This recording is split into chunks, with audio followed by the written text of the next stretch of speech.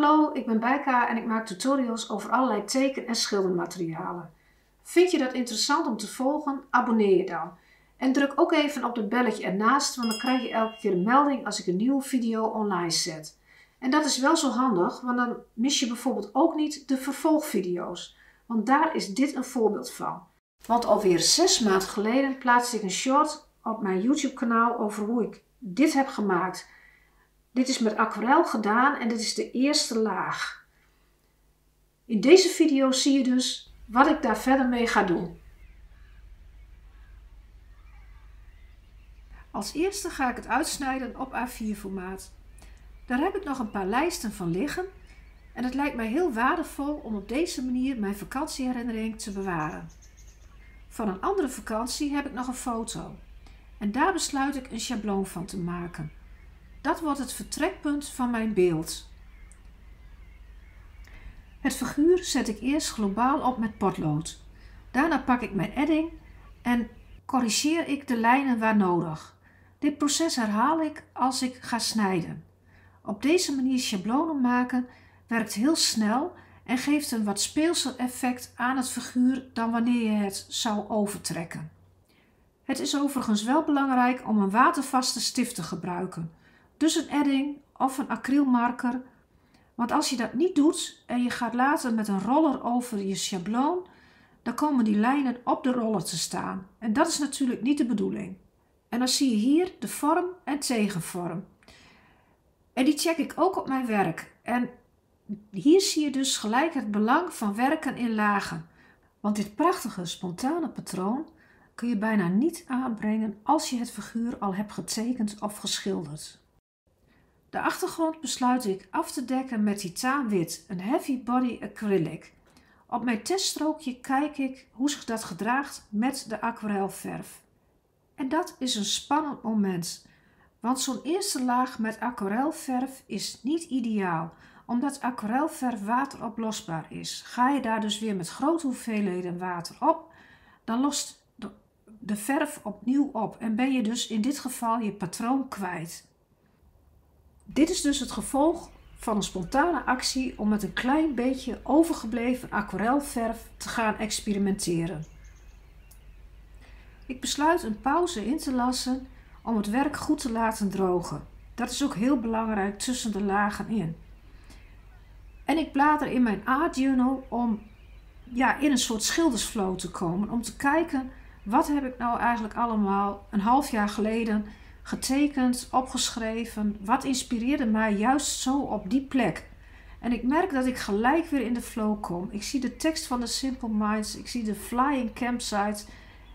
En alles wat ik hierna maak gaat makkelijker. Dat is moeilijk uit te leggen. Maar dat heeft een bepaalde flow, een bepaalde spontaniteit. Die ik hiervoor nog niet voelde.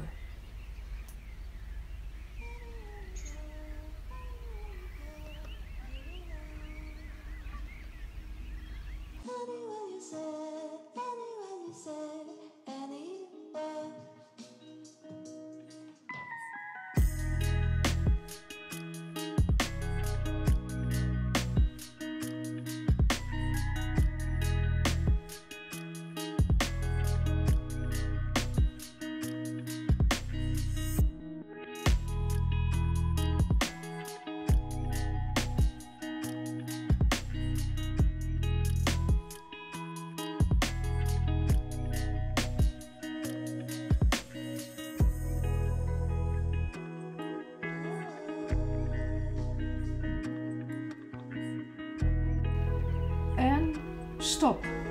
Dit is het moment voor mij om te stoppen.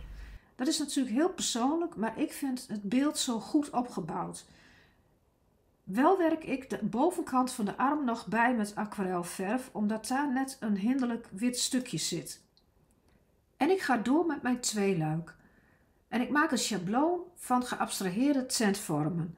En die zet ik diagonaal neer, zodat er beweging in komt. En ik noem het steeds Flying Campsite en dat heeft natuurlijk een knipoog naar Lowlands, die als slogan heeft A Campflight to Lowlands Paradise. En voor mij was dit het paradijs. Maar het had ook nog een andere betekenis. De cartent waar ik in sliep, die keek recht uit op het trekkersveldje. En elke morgen in alle vroegte zag ik ze weer vertrekken. En dat deed me denken aan de vogels. Die vlogen ook over de camping en die gingen in het water, in het lage gebied, konden die fourageren. En elke keer als het water hoger kwam, moesten ze weer hun plek ergens anders zoeken. Dus het was al met al een komen en gaan van mensen en vogels. En ik besluit een horizon aan te leggen. De bovenkant dek ik weer af met titaanwit. Dat doe ik eerst met een foambrush of ook wel schuimkwast genoemd, omdat ik niet te hard wil drukken. En daarna rol ik het na met een schuimroller om het wat vlakker te krijgen. En dan zie je hier dus ook sporen blauw door de witte verf heen. Het is maar heel vaag, maar dat is dus de aquarelverf die loslaat. Nu is dat in dit geval niet zo erg, want die lucht die mag ook een beetje wolkerig blauw worden. Maar dat is dus bij mixed media steeds opletten, hoe bouw je die lagen op. Het schabloon werk ik verder uit met dezelfde kleuren om een eenheid te creëren. Op één kleur na, die zet ik erop met een acrylmarker. En ik zet nog wat accenten met een fineliner van Faber-Castell. Die is gevuld met tekeninkt en is weer watervast en lichtecht.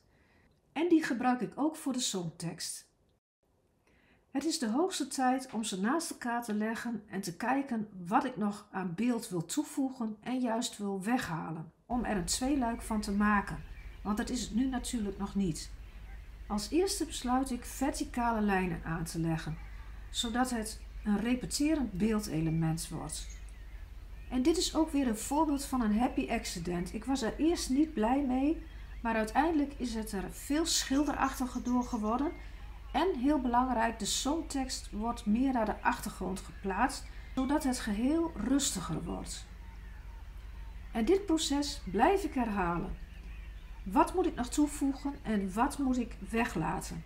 En dat laatste is het moeilijkste, want dat is soms ook een kwestie van kill your darlings.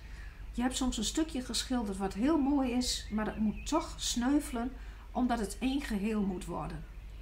Mijn focus ligt rechtsbovenin, de diagonale lijn van de arm die overgaat in het andere beeld. En dat is voor mij het belangrijkste. Dus haal ik weg wat nodig is. Overigens, de rustgevende vogelgeluiden die je steeds hoort op de achtergrond, tenminste ik hoop dat het voor jullie ook als rustgevend wordt ervaren, die heb ik opgenomen om 5 uur 's morgens op de camping.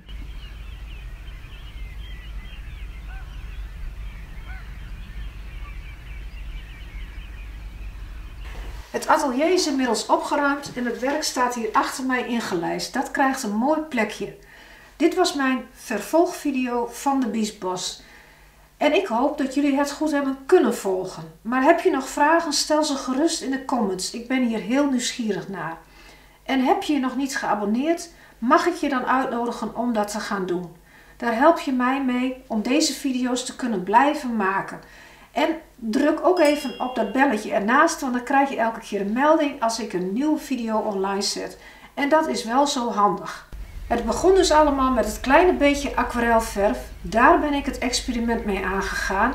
En dat wens ik jullie ook opnieuw toe. Blijf experimenteren en tot de volgende keer.